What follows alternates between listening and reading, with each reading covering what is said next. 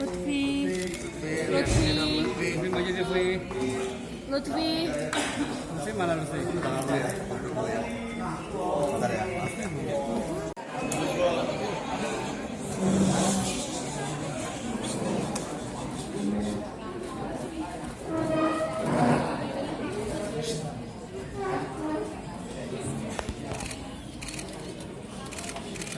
Dan meyakinkan bersalah melakukan tindak pidana sebagaimana dakwaan alternatif ketiga, menimbang bahwa dari kenyataan yang diperoleh selama proses pemeriksaan di persidangan majelis tidak menemukan adanya alasan pemaaf dan yang dapat menghapuskan kesalahan terdakwa maupun alasan pembenar yang dapat menghapuskan sifat melawan hukumnya perbuatan terdakwa.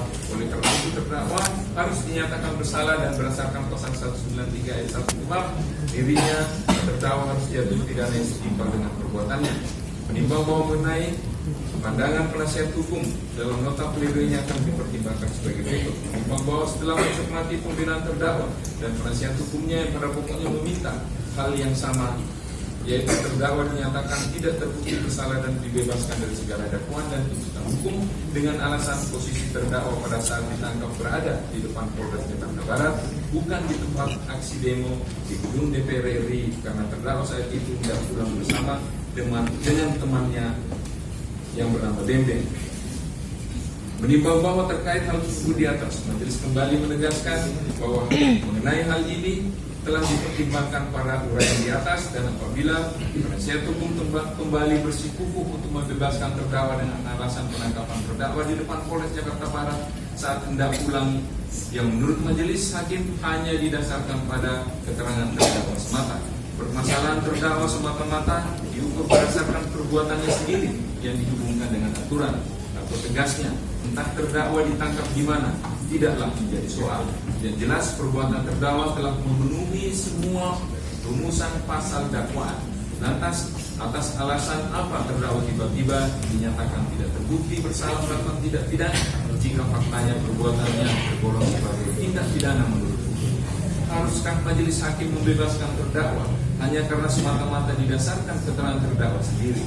Bukankah keterangan terdakwa menurut KUHP hanya berlaku untuk dirinya sendiri?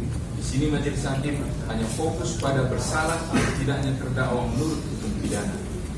Menimbang bahwa dengan demikian alasan-alasan yang dikemukakan baik oleh terdakwa maupun penasihat hukumnya dipandang oleh majelis tidak berdasar, oleh karena itu haruslah dikesampingkan. Menimbang bahwa segala uraian di atas juga sekaligus menunjukkan apabila tidak ada alasan pembenar maupun pemaaf bagi diri terdakwa, oleh karena itu terdakwa haruslah dinyatakan dan bersalah dan dijatuhi pidana. Menimbang bahwa dalam perkara ini terhadap diri terdakwa tidak dikenakan penangkapan dan penahanan yang sah, maka masa penangkapan dan penahanan tersebut haruslah dikurangkan seluruhnya dari pidana yang dijatuhkan. Menimbang bahwa oleh karena terdakwa ditahan dan penahanan tersebut dilandasi alasan yang cukup, maka perlu ditetapkan agar terdakwa tetap berada dalam tahanan. Menimbang bahwa terhadap barang bukti yang diajukan akan dipertimbangkan sebagai berikut. Oleh karena barang bukti adalah barang-barang milik terdakwa, maka patut dikembalikan kepada terdakwa.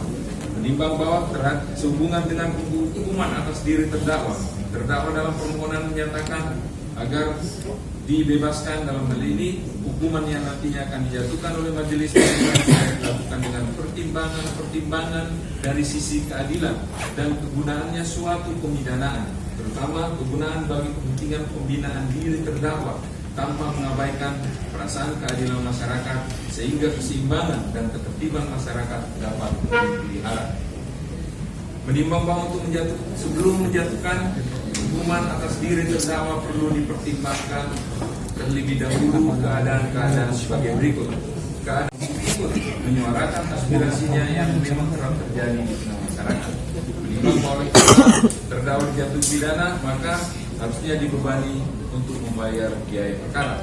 Memperhatikan pasal 218 KUHP dan Undang-Undang Nomor 8 Tahun 1981 tentang hukum acara pidana serta peraturan perundang-undangan lain yang bersangkutan.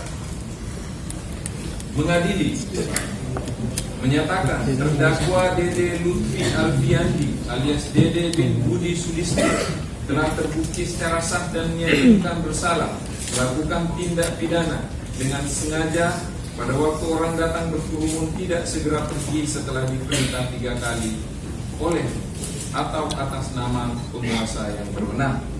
2. Menjatuhkan pidana kepada terdakwa Dede Lutfi Alfiandi alias Dede bin Budi Sulistyo dengan pidana penjara selama 4 bulan. 3. Menetapkan masa penangkapan dan masa penahanan yang telah dijalani oleh terdakwa dikurangkan seluruhnya dari pidana yang dijatuhkan tersebut. 4. Menetapkan supaya terdakwa tetap berada dalam tahanan. 5. Memerintahkan barang bukti berupa 1 unit HP merek Vivo YB3, 1 printer warna abu-abu, 1 pasang sepatu warna hitam putih, 1 buah bendera merah putih, 1 celana panjang warna abu, seluruhnya dikembalikan kepada terdakwa. 6. Membebankan kepada terdakwa untuk membayar biaya perkara sejumlah Rp5.000. Demikian diputuskan dalam sidang permusyawaratan Majelis Hakim Pengadilan Negeri Jakarta Pusat pada hari Kamis tanggal 30 Januari 2020 oleh kami selaku Hakim Ketua, Rosmina SHMH dan Panji Surona SHMH masing-masing sebagai Hakim Anggota.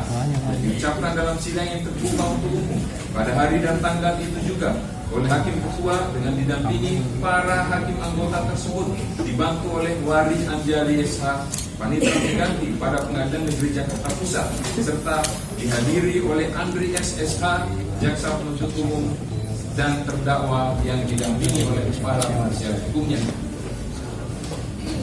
Demikian putusannya ya. Atas putusan ini, bagaimana di awal tadi saya sudah sampaikan bahwa terdakwa maupun penuntut umum punya hak yang sama, yaitu 1. Menerima isi putusan ini. Yang kedua, haknya untuk mengajukan upaya banding atau pikir-pikir selama 7 hari. Ya, lewat dari 7 hari tidak menyatakan sikap, maka para pihak dipandang telah menerima putusan ini. Demikian sidang perkara ini kami nyatakan selesai dan ditutup.